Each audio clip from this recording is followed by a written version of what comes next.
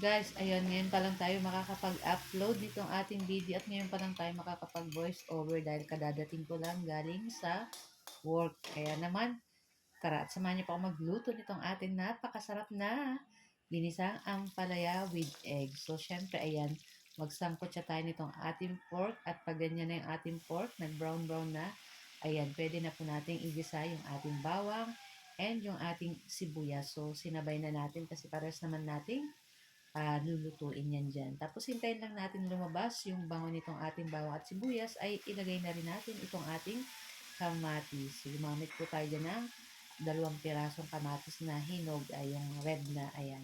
Tapos halu-haluin natin at timplahan na po natin yan ng pamintang durog at halu-haluin po natin iyan. Tapos syempre maglalagay pa po tayo ng pampalasa. Ay yung ating pork kanina may asin na yun ng konti. So magdadagdag na lang ulit tayo ng mga pampalasa pa. So naglagay ako ng konting patis. Ayan, tapos halu-haluin po natin. Syempre yung ating ampalaya binabad natin sa tubig na may asin para mawala po yung pait niya.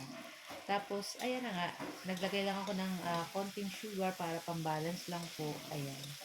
Tapos, ayun, halu-haluin po natin. At naglagay rin ako dyan ng kalahating pork cube. Tapos, after niya, nilagay na natin itong ating ampalaya na binabad po natin yan sa tubig.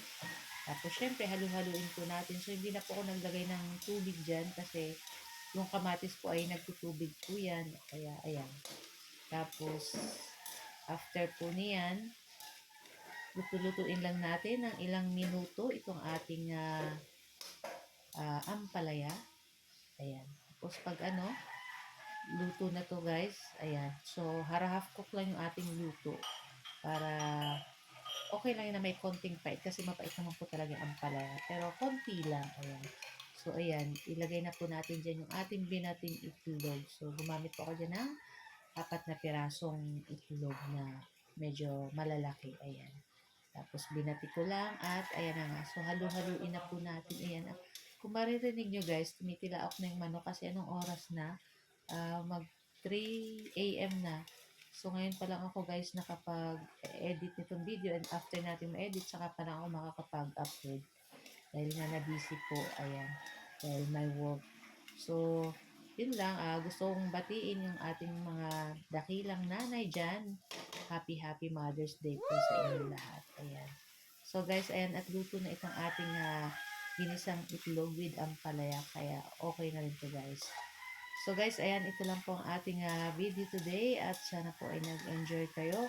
Huwag niyo po sana kalimutan mag-like, comment at pa-share po ng ating video at kung bago pa lang po kayo sa aming page, huwag niyo po sana kalimutan mag-like at mag-follow para palagi po kayong updated sa aming mga bagong video na i-upload. And gusto ko palang i-shout out yung ating mga new followers ng Mamshi and Tuisans.